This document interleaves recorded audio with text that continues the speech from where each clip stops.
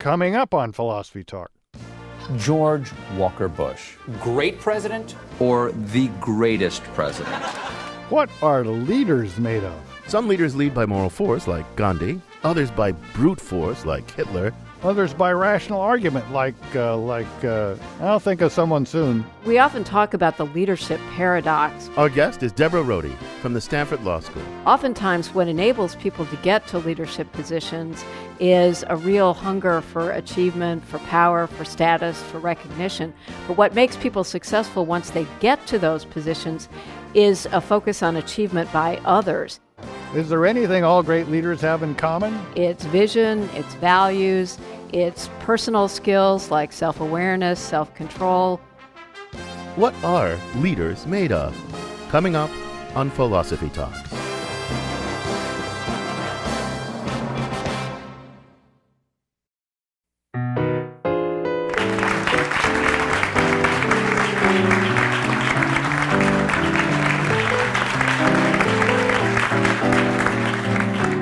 This is Philosophy Talk, the program that questions everything. Except your intelligence. I'm John Perry. And I'm Ken Taylor. We're coming to you from the Marsh Theatre, the Bay Area's breeding ground for new performance. But our thinking started over across the bay at Philosopher's Corner on the Stanford campus. That's where Ken and I both teach philosophy. Welcome, everyone, to Philosophy Talk.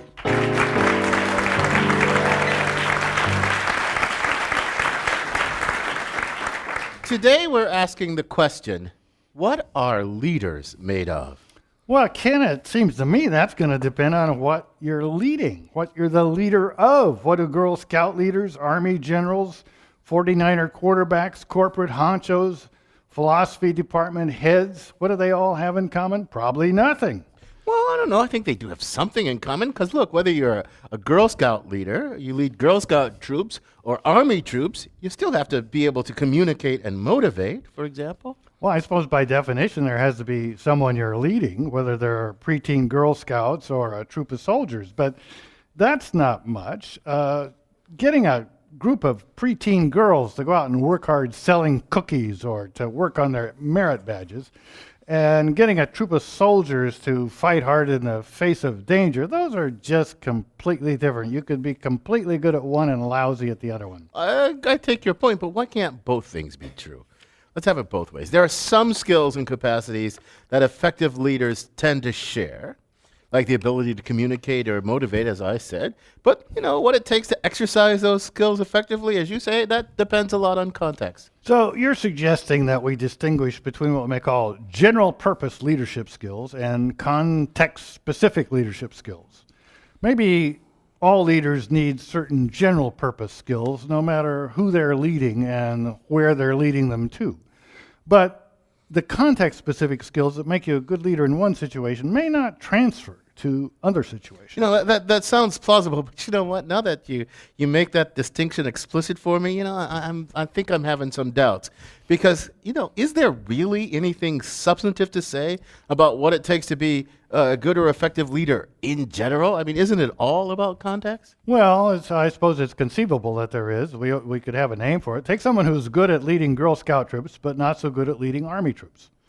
You might say that's a person is a good Girl Scout leader, but you wouldn't say they were a good leader full stop, would you? No, you're right. I wouldn't, but I'm not quite sure where you're going with this. Well, maybe it's part of our ordinary concept of a good leader full stop, that you must have leadership skills that are portable. They don't just depend on the specific situation, not just on something specific about the nature of the people you're leading or where you're leading them to. A real leader is the kind of a person that, given any leadership task, has a good chance of rising to the occasion. Wow, that sounds like a really high standard. And then I started thinking about what would make such a person like that they could lead anybody anywhere, given any situation. And then, you really think there are such people? I mean, can you give me an example of such a people? Well, maybe there aren't. Maybe it's a name that for an ideal no one lives up to. But isn't that what you'd be looking for when you ask the question we're supposed to be asking? What are leaders made of? It's one thing to ask what it takes to be a good leader in this or that context of a football team, a basketball team, a radio program, a philosophy department. It's another thing to ask what makes a good leader a good leader in any context. I take your point. I think we also need another distinction, John. I mean, look, we need to distinguish between effective leaders and wise or moral leaders. I mean, history is full, just replete with examples of highly effective leaders who were neither wise nor moral. So what are we trying to figure out? Are we trying to figure out what effective leaders are made of or what wise and moral leaders are made of? Well, I don't know if I like that distinction. I mean, if you got somebody who's good at getting a bunch of people together and leading them off a cliff, is that a good leader?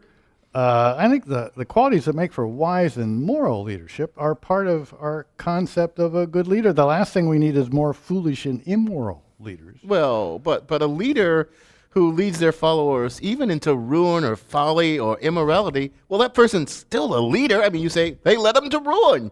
Look, I completely reject the directions in which Mao or Stalin or Hitler, to take three of history's bad guys, led their nations. Completely reject them. But I can't deny that they were highly effective, highly consequential leaders, can I? Well, you chose your words carefully.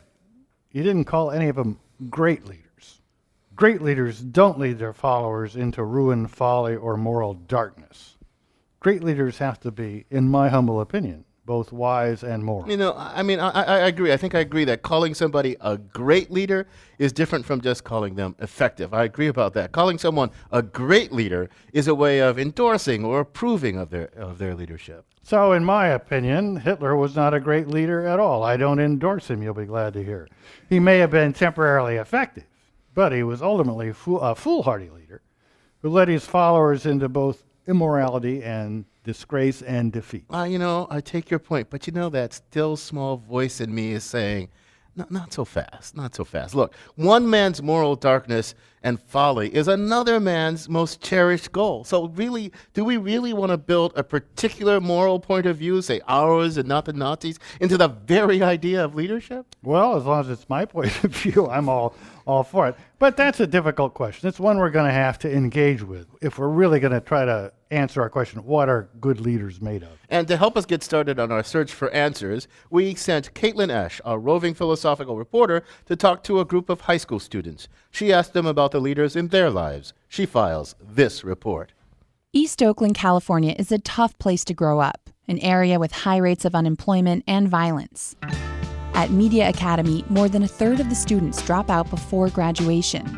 I asked a group of student leaders at the high school who are the leaders in their lives. The main leader in my life would be probably my sister. Because, the reason why I know everything right now is because of her. The reason why I'm still in school right now is because of her. Tony Smookda is an 18-year-old senior. He works part-time at 2 family businesses, one in construction, the other in music production. He's doing really well now, but it wasn't always like this. He says he used to get bad grades. Yeah, F's all day, every day. Tony says his sister Emily also got bad grades. She used to skip school and she was on track to drop out. But she turned her life around and now she's a full-time student at Chico State University. Her change made him want to change. Seeing her succeed, seeing her take charge of every situation that she's in, that really pushed me to be in high school more and to be a senior and to get good grades, the grades I'm getting now. So my sister is my biggest motivation and also the biggest leader in my life. In freshman 10th grade year, Tony, he will come and then you won't see him for a while. Tony's friend, Isaida Torres. Tony now, he's more on top of himself. He makes sure he gets all his work done. I don't even believe in him having missing assignments anymore. Isaida says the leaders in her life are people like Tony and her sister who got straight A's, played sports, and was captain of the soccer team. Isaida says she never thought of herself as a leader. I do struggle. I guess I would see myself first as a follower. And then last year at our last soccer game, our 2 captains, my sister and our friend Michelle, they announced the 2 new captains for the following year, and it was me. Overnight, Isaida went from being a follower to a leader. It's given me a lot more responsibilities, and I'm not sure if I'm the best leader, but I know I am trying. And the girls now, they they have respect for me, and I help them with anything that they need. And there's times where I break down or mess up, but then they show me and they help me and they encourage me to just just get back up. A leader, knows how to handle themselves, sets a goal for everybody, and makes a good example for everybody else, you know what I mean? 18-year-old senior Matthew Pork says before he met the greatest leader of his life, he was headed nowhere. I was obnoxious, stupid, like an idiot all around. Like really, I was worse than I am right now. And I was just like, I'm not acting good in school, just making F's, and like almost had to repeat another year of middle school. Matthew was living in Southern California with his mother before she died, before he had to move in with family in Oakland. That's where he joined an ROTC class and met Mr. Davidson, his first drill instructor. Matthew says without Mr. Davidson, he's not sure how he would have turned out. I would have been on the corner right there, just dealing drugs, possibly in a ditch right now, dying. All my friends were gang affiliated, and I went to the worst school in Long Beach. I could have went that road, which I did not know in 7th grade, but now I know. Because I really appreciate what he did for me and what all my other leaders did for me. Just keeping me motivated all my life. Matthew plans to graduate this year and join the Marines. For Philosophy Talk, I'm Caitlin Esch. Caitlin, thanks for those glimpses of leadership from a teenage point of view. I'm John Perry. With me is my philosopher colleague, Ken Taylor. We're coming to you from the Marsh Theatre in Berkeley, California. And we're joined now by Deborah Rhode. She's a professor of law at Stanford University. She's the editor of many things, but one of them includes Moral Leadership, the Theory and Practice of Power, Judgment and Policy. Deborah, welcome back to Philosophy Talk. Thank you for having me. Deborah, here's a book, Women in Leadership. Here's one, Moral Leadership. Here's one, Leadership. I see a pattern. I think you're interested in leadership. What first led you to the topic of leadership? Were you inspired or intrigued by some great leader? I don't think so. I backed into the field really out of frustration that my professional career has been in law. We're the occupation that produces a majority of America's leaders, majority of presidents, almost half of Congress, countless governors, state legislators, heads of nonprofit, legal organizations, and yet almost none of these people have any training in leadership. And the assumption seems to be that, either you have it or you don't, and if popular opinion polls are any indication, most lawyers don't. Only 11% of the nation has confidence in the people who are running law firms. An even lower number has confidence in our congressional representatives. So clearly there's a problem here, and while leadership development is a $45 billion industry, law has come late to the parade, and almost no law schools actually teach the course, even though many purport to be, quote, training leaders in their mission statements. So I think it's really a desire to try to get a more informed understanding of leadership. It sounds like that we're lucky at Stanford that we've got you to actually figure out what leadership training should be. Now, as part of that, maybe you've made more progress than Ken and I could on that question we started with. Is there some property or set of properties that all leaders or good leaders or great leaders have in common? Or is it really highly context dependent? Well, it's both. And you were circling around the wagons in the way that most researchers who have studied the topic do as well. There have been over 1,000 efforts to try to develop a profile of the ideal leader, and none have emerged. There's some 40 theories of leadership. And mostly what the bottom line seems to be is that what makes for effectiveness is context specific.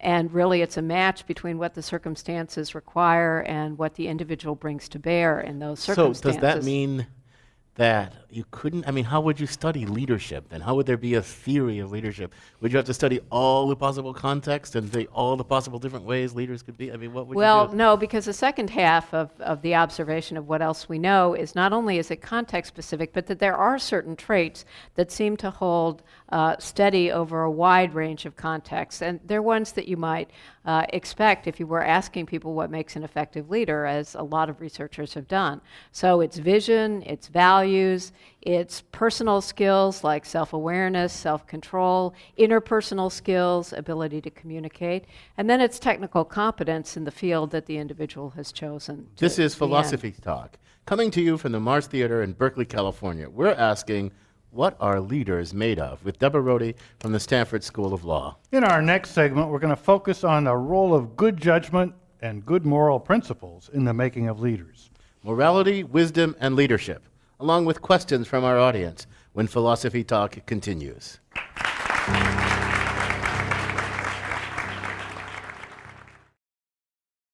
Faith starts with an F, but not with an if. I doesn't in destiny jump off the cliff. It's a race to the bottom. Our leader has spoken. Hit the ground running.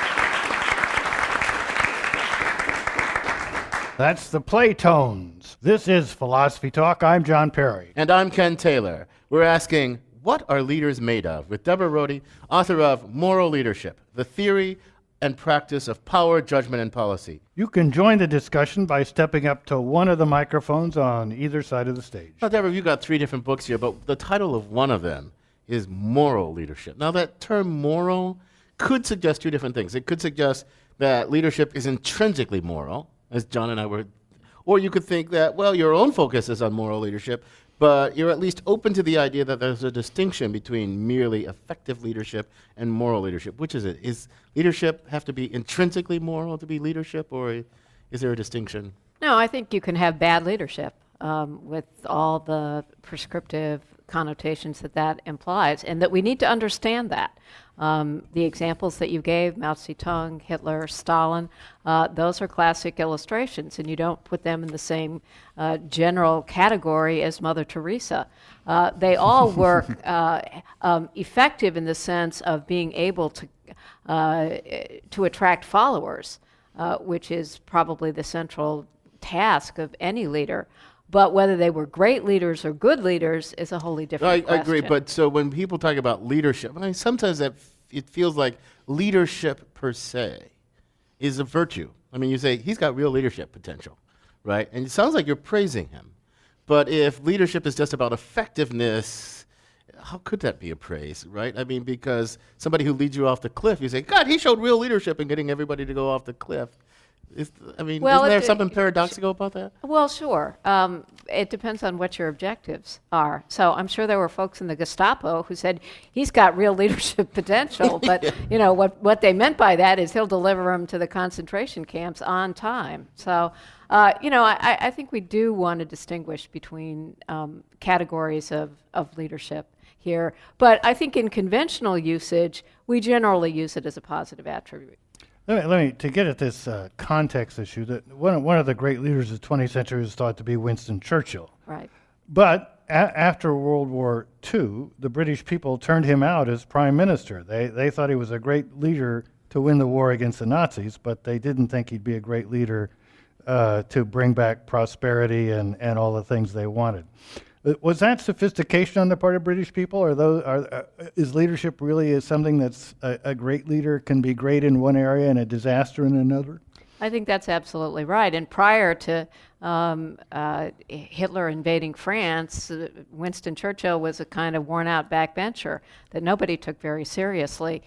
He was what they needed during a particular moment. I think there are examples in the United States as well. Think Ralph Nader, who was an extraordinarily effective progressive and consumer advocate in the 60s and 70s, and then a colossally failed presidential candidate running on some of the same slogans in recent decades. So Well, I'd say if you go back maybe 10 years, just to pick an arbitrary amount of time, it seems like there was some leaders that were particularly disastrous because of the situation they were in. We needed great leaders, and we got the opposite.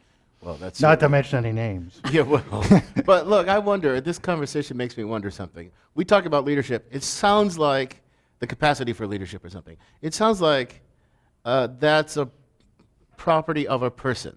It sounds like you're talking about some trait of a person, some character trait of a person. But this conversation makes me think, well, no, really, the leadership is a property of a person in a context, and some of it has to do with the context. But it may be, if you give me a bunch of really smart people who are really reflective and cooperative, even I could lead them, because I'd just say, consider this, right?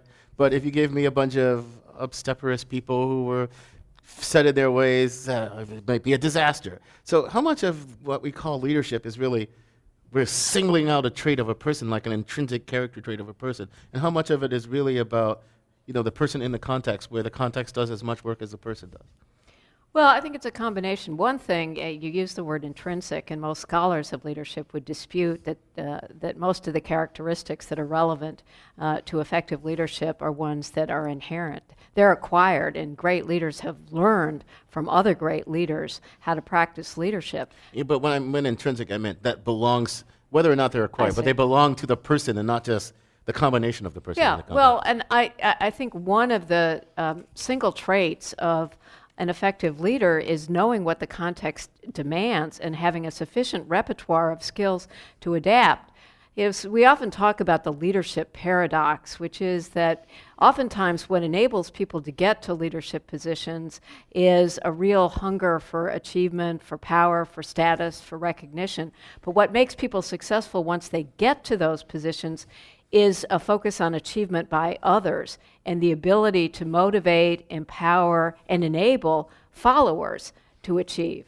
So learning how to exercise that and finding leaders who are capable of doing that across a broad range of circumstances is what we really look for in our great leaders. You said something that I want to emphasize a little bit. You said what motivates people to want to become leaders are often, egos, this thirst for power. And it often occurs to me that the folks who decide they want to be president have some weird psychology where they want to be the president, right? And I thought, what would possess somebody to want to do that, But it's a weird thing. You're listening to Philosophy Talk. We're asking, what are leaders made of? In front of an audience at the Marsh Theatre in Berkeley, California. We've got questions from that audience. We'll start on this side of the room. Welcome to Philosophy Talk. And what's your question? Tell us your name and your question, where you're from.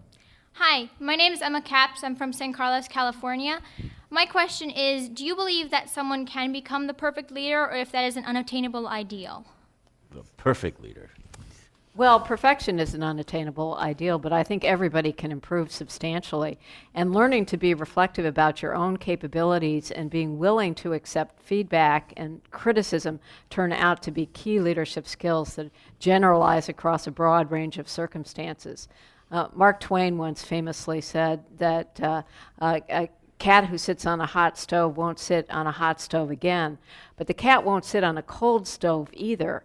And what distinguishes a reflective leader is somebody who is able to see what it was in the particular circumstances that made for success or failure, and then to generalize and learn from that and practice the effective traits in a different situation. No, when we think about leaders in America, we always turn to our presidents. Are there any of our recent presidents, or not so recent presidents, but still in my memory, that are good examples of people whose leadership skills grew in office, or ones who failed to measure up in that way?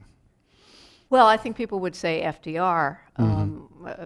Franklin Delano Roosevelt was somebody who classically grew in office and who led us through a depression and a war and battled enormous health problems and yet was extremely effective. And he's somebody who was quite capable of listening to others. He surrounded himself by people who had different points of view oftentimes. He conducted fireside chats in which he actually listened to people's questions and made a point of responding to them personally. I'd say he's somebody who grew Let me ask you a question. Okay, in our high school students, in Caitlin's report, many of them cited sort of moral exemplars who inspired them in some way or other. I think about a lot of people in positions of high leadership, whom I think are effective and maybe even wise, maybe some of them. But, do you have to be a morally exemplary person to be a great leader? I mean, it seems to me that a lot of people who get into high office and high power are creeps, right? They're not morally exemplary as individuals at all, but can you be a great leader and not be morally exemplary? Well, I think we've had plenty of presidents who would suggest that you can, but I think the term great leadership is one that is reserved for people who also in their personal lives exemplified the kinds of values and traits that we find ennobling. I clerked for Thurgood Marshall, and sure, he had some clay toes. He wasn't perfect, but in terms of a leader and somebody whose vision, values, and really interpersonal skills were exemplary, he'd be at the top of my list. You're listening to Philosophy Talk. We're asking what are leaders made of in front of an audience at the Marsh Theatre. And we've got a question from that audience now. Welcome to Philosophy Talk, sir. Thank you. My name's Andy Black from San Jose, California. One of the things I notice about many leadership situations is there is an us and them. The leader leads us, but they need some sort of opposite to say, well, if you want to be with us, you don't want us to cast you out with them, and that drives the group forward. In the context of our current political discord and polarization, how then can the leaders talk across the aisle, politically speaking? And is there a way, or in order to be effective, they need to demonize the other side and not talk across the aisle? Well, I think the kind of polarization that and policy paralysis that results from it that we're seeing in our current political leadership is not something that's inherent in either the concept of leadership or the American democratic traditions. We've certainly had different eras and different individuals who've been highly successful precisely because they had the capacity for collaboration and for compromise. We would never have gotten the Great Society programs and the civil rights agenda during the 1960s, but for certain leaders, including, for example, Lyndon Baines Johnson, who was not perfect by any means if you look at his foreign policy and his war measures, but who was extraordinarily effective in his domestic policy agenda because he had a capacity that's missing today. But I think this gentleman is onto something. There are situations, maybe we wish there weren't, but there are situations in which what the leader has to do, the task given, is to mobilize us against them. I mean, there are all kinds of situations where, let us build this bridge together. Well, there's no us, them, right? But let us fight the enemy. Let us, drive out the whatchamacallit. There are situations in which leaders take it to be their task to mobilize us against them. Yeah. Well, certainly, and in politics, we talk about getting out your base, speaking to the base, and trying to be sure that you're responsive to the core of the party. But to be effective once you get into office and to accomplish your goals, which has to be, some sort of an agenda that makes sense in terms of improving the welfare of the American public, I don't think you can do that in the two-party system that we have if you're incapable of compromise. So if you look at our institutions, they all seem to share the assumption that we need a model in where there's a leader. For example, at least in the philosophy department, the saying always is if somebody becomes chairman, we had a power struggle and he lost. Yeah, right. So the idea is not ambition and so forth, but still we think we need a leader. And you have a president, a provost, a dean, a chairman. If you have a committee within the department, you appoint a chair of the committee. But are there models, like, for example, the Quaker meetings, where things actually get done without leaders, or are those just cases where leadership kind of goes undercover? Well, I think, first of all, it's really important to distinguish between position and influence. A lot of people have leadership positions and have no real power or capacity to get anything done. And, herding cats is all too often, I think, in philosophy departments and academic institutions. Law schools. Don't forget law schools. Yeah. Well, we're highly feudal institutions, we at the law school. Position is not what's relevant. It's the relationship. It's a capacity to motivate individuals. And you can't be an effective leader without followers. Well, let's take one more question on this side of the auditorium. Welcome to Philosophy Talk. Hi, thank you. I'm Layla Titsa, and I'm from Marin County. And my question is, how do you think the strategies leaders use, such as power with and power over, relate to being an effective leader? What's the power with, power over distinction you're making? In school, we're learning about the Catholic social teaching and social justice class, and the power with idea is that a leader is with his citizens when he rules over them, and the power over is when he relies on their support to rule them. Well, there's been quite a bit of research about different leadership styles and what seem to be effective. And of course, here context does matter. But in general, people who lead through power over, a kind of authoritarian leadership style, are less effective in getting what they want to accomplish than people who engage in more participatory and enabling styles. Really? So is that like true throughout history? I mean, you look at up until, I don't know, the rise of the Enlightenment and the belief that, Aristotle believed some people are fit to rule, some people are fit to be ruled, and throughout history there were a lot of people who were just ruled by somebody else. Those people weren't effective? Well, we're talking about the contemporary context, and there I think you're seeing some breakdown in the traditional hierarchical structures. People used to be much more tolerant of rigid class divisions, rigid power allocations than they are in a democratic society. So, sure, but what worked in medieval Europe is not what's going to work in today's corporation or right, but academic that means it's all institution. historically conditioned, socially conditioned. I mean, what we call leadership is not some human universal that you could just specify independently of historical, social, political context, right? Right. You're listening to Philosophy Talk. We're asking, what are leaders made of? Our guest is Stanford law professor Deborah Rhode. In our next segment, we'll ask whether anyone can be taught the skills of leadership or whether some people are just born to lead. We're coming to you from the Marsh Theatre, the Bay Area's breeding ground for new performance. We'll take more questions from our audience when Philosophy Talk continues. I'm the cult leader. He's the cult leader. I want to be a cult leader. He's the cult leader. Wanna be a cult leader, and she don't understand.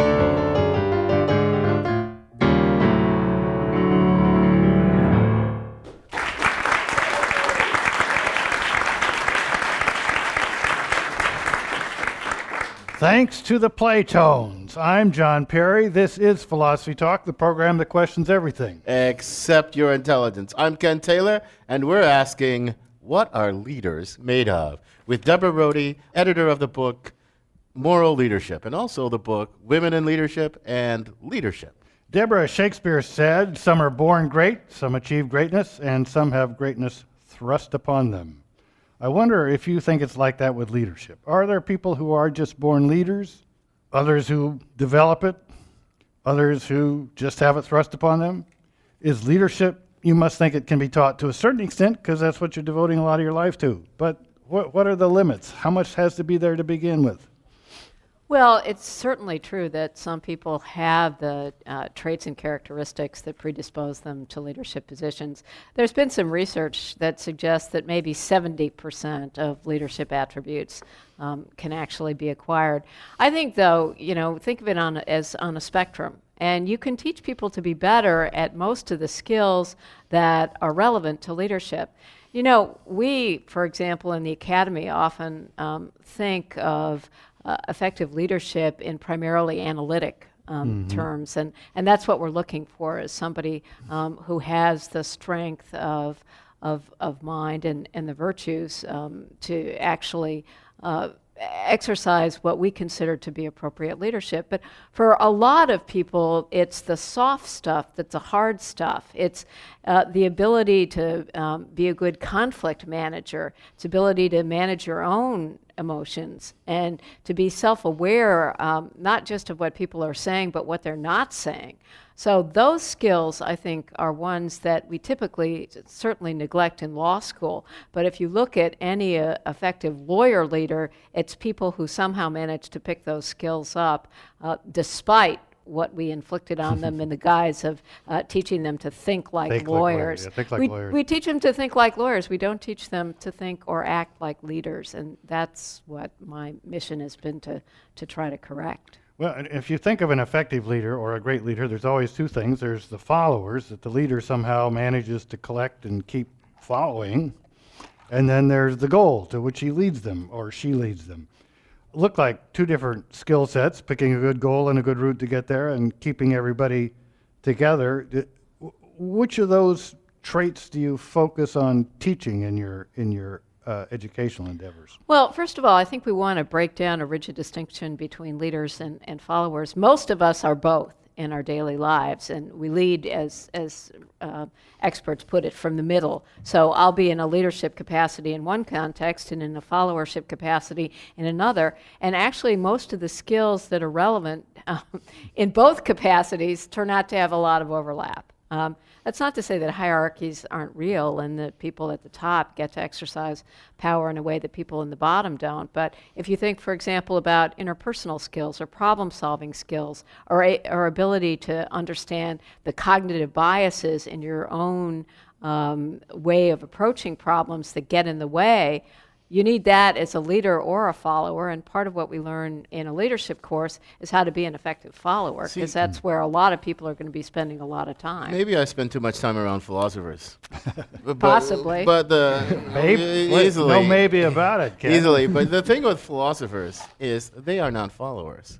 That is to say, they will not follow you unless you convince them independently that they have good reason to do what you're saying. I mean, you're saying that it's the way to go carries no weight whatsoever with philosophers. You know, lawyers are a little bit like that as well, and that's why nobody wants to be a department chair. Right, exactly.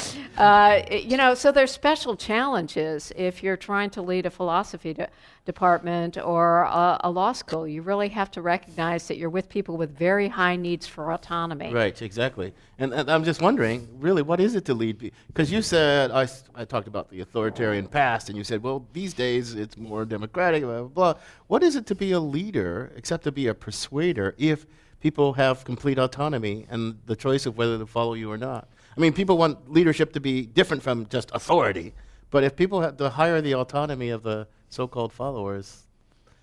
Yeah, well, what you can do is you can motivate people and you can get them to see how their own interest lies in the collective interest. And I think if you think about really effective leaders in academic contexts where oftentimes you're leading without a lot of hard power, that's what's going to make for an effective leader. Welcome to Philosophy Talk, sir. What's your comment or question? Thank you. Frank, I'm from San Rafael, California. We were earlier speaking about the political scene, and I wondered if you had any thoughts about the apparent contradiction of political power, where the politician is on the one hand organizing and negotiating with sort of the 1% at the top of the economic scale who contribute the money to politics, and then getting the votes from the 99% below that. And there's often a contradiction between the two interests involved. Any thoughts on that? Many thoughts on that. I think we're seeing part of the dysfunction of the American political system in which money has become such an important driver of the decision-making process. And until we get at the root of that, you're going to see the tensions for leaders in exactly the context that you presented it. It's very difficult now to run any kind of national political campaign without making substantial concessions to the people who can write big checks. It's, that's not all of what it takes to get into office, but it's a huge part of it, and it doesn't have to be that way. Other societies do it differently and vastly reduce the role that money plays in political choice. I totally agree with you. I totally agree with you, and I don't want what I'm about to say to sound at all opposed to what you're saying. But here's another thing that that is deeply sort of puzzling. So I love democracy. I think democracy is a great thing. But there's different theories of democracy. One says that the elites, the elite leaders in a democracy, what their job really is relative to the people at large is to do whatever it takes to mobilize them in terms of whatever the elite, the leaders think needs to be done. Not really to consult them or anything like that, because the people aren't informed, right? But the job of the democratic leaders is just to mobilize by whatever means necessary. What do you think about that? That kind of theory of democracy. So that would mean that the elites, people with the access to information and education and power, we're supposed to run things, and we're supposed to run things, without having to consult the whatever percentage. I think we saw that idea tested in the Arab Spring, right? You lose touch with what the needs and concerns of your constituency are, and you're not going to survive as a leader. There's something that's often attributed to an 18th century Frenchman. There go the people I must follow because I am their leader.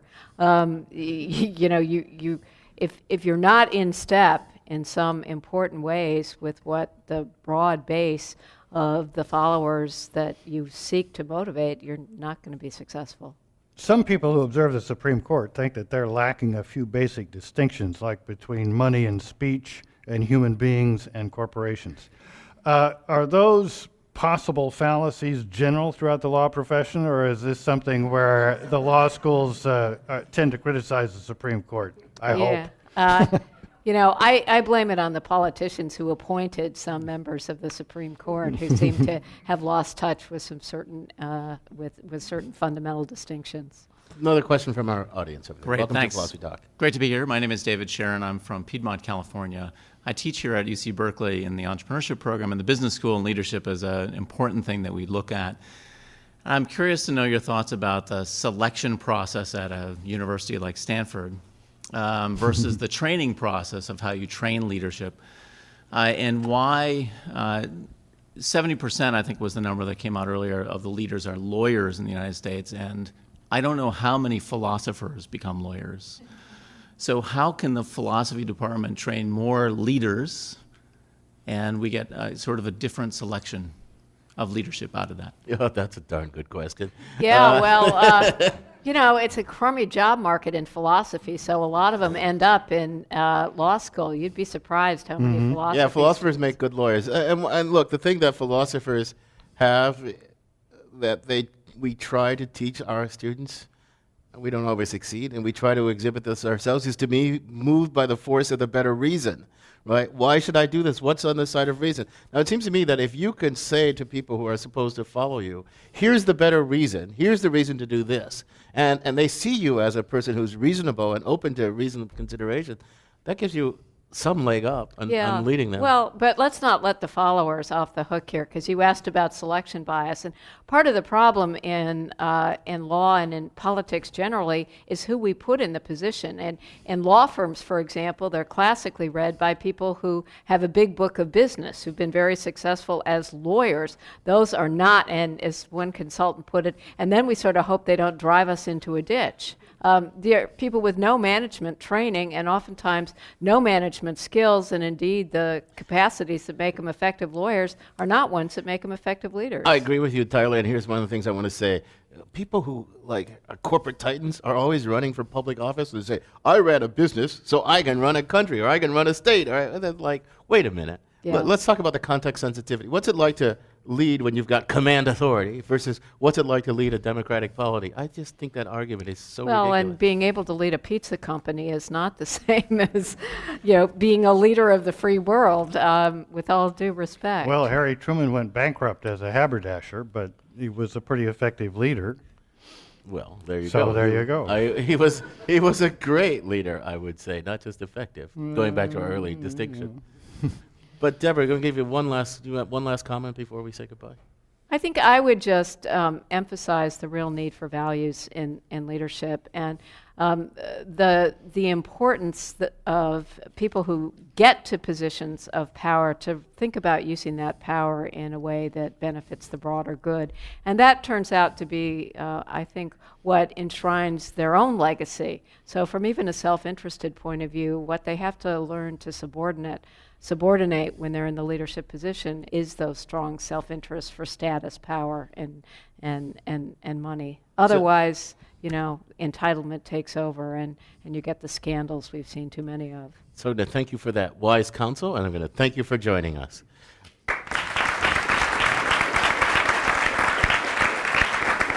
Our guest has been Deborah Rhode. She's a professor of law at Stanford University. She's author of Moral Leadership, The Theory and Practice of Power, Judgment, and Policy. So, John, where has this conversation led your thoughts? Well, I'm sort of inspired. I think that the philosophy department at Stanford, or philosophy departments in general, should follow Deborah's lead. We should develop leadership courses in our curricula. I mean, of course, they'd be philosophy courses, and they would look at some of the questions we've been asking. But I think if you get kids at the right stage thinking about something and what's involved in it, it can't help but help. I think you're right, and I think this goes along with, people think a lot in philosophy about virtue ethics, and the question is, what is leadership? I mean, it's some kind of virtue. It's some kind of goodness of human character, and I think there's lots of room for philosophy to dig into this. But you know what? The digging in will continue, because this conversation will continue on our blog, the blog.philosophytalk.org, where our motto is cogito ergo blogo. I think, therefore I blog. You can also find out more about us by following us on Twitter or by visiting our very active Facebook page. And you can go to philosophytalk.org. You'll find lots of stuff there, and while you're there, you can sign up to get the free weekly podcast of Philosophy Talk. For the final word, we're going to find out what it takes to lead with speed from Ian Scholes, the 60-second philosopher. Ian Scholes. In the area of sardonic commentary, I am an acknowledged visionary leader. I have a plaque. But it was not always so. I learned about leadership the hard way. Here, then, in a time-honored tradition, is that heartwarming story, told in the third person, just the way political candidates do. One summer evening when Ian was a boy, he was playing near the dirt mounds where the new grade school was being built. Two older boys appeared, trailing a crowd of children, and announced that there was going to be a dirt lump fight. Gary, a blond lad with piercing blue eyes, and Ronnie, a dark-haired, wiry boy, counted us off, half going with Gary, half with Ronnie. There were two armies, and they were going to wage war. But before that, they needed rules. The fight needed to be over a girl, Ronnie and Gary believed. Who would that be? There were several girls there, but none wanted to be the girl. One wanted to be a pirate. The others didn't care, just so they weren't the girl, because the girl did not get to throw dirt lumps. That was a rule. A pinkish round boy finally volunteered to be the girl. If he could be a princess, it was agreed. Two smaller children wanted to be a squirrel and a cat, respectively. There was no objection. The lumps themselves, they must be solid enough to clump, soft enough to dissolve on impact. They must not contain stones, and they must be natural. You could not pack dirt by hand to make a clump. We began gathering dirt lumps in two piles for the battle. Sidewalks were quicksand. The street was a river. You must not step on them. Or in the Nelson yard, Mr. Nelson would kill you himself. If hit by a dirt lump, you were dead and must stand on top of your team's dirt mound and hold your breath as long as you could. Then you would be alive again. No ganging up, no crying. 4 dirt lumps per soldier, 1 in each hand and in pockets. When your dirt lumps are gone, you must return to your mound for more. No taking dirt lumps from the other army. If you made it to the corner lot, it was a ghoul. You may not be hit with a dirt lump while in ghoul. Only one soldier could be in ghoul at any time. When another soldier entered, the other had to leave. So basic training began. By now the sun was fading and the streetlights coming on. Mothers' voices began to summon us home one by one. Gary's army, once 12 strong, became 9, then 5, then 3, though Gary's voice still echoed among the houses. Hut, hut, hut, hut. Ian was with Ronnie, who was hunched over his big chief writing tablet and jabbing at circles and arrows with his finger. If they come at you this way, he said, get behind David. David was a large boy who did not move well. But David had to leave, and then Ian had to leave too. He walked slowly home. Gary still marched up and down the alley alone, no longer shouting, but his rhythm as steady as a metronome. Ronnie, with his big chief under the streetlight, made circles and arrows until the page was black. Thus ended Ian's first war, without a lump being thrown, and thus began his introduction to the world of leadership and consensus building. I gotta go.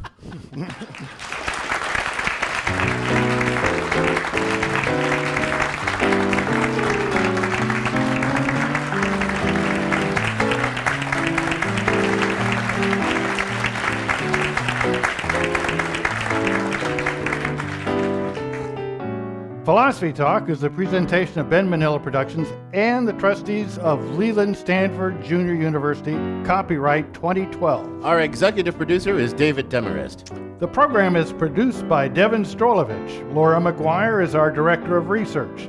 Music from Merle Kessler, Amy Kessler, and Joshua Raoul Brody, the Playtone. Special thanks go to Patrick Keene and Stephanie Wiseman. Thanks also to Dan Brandon, Caitlin Ash, Dave Millar, Jimmy Tobin, Adrian Jewell, and Corey Goldman. Support for Philosophy Talk comes from various groups at Stanford University, the Friends of Philosophy Talk, and from members of KALW San Francisco, where our program originates. The views expressed or misexpressed on this program do not necessarily represent the opinions of Stanford University or of our other funders, not even when they're true and reasonable.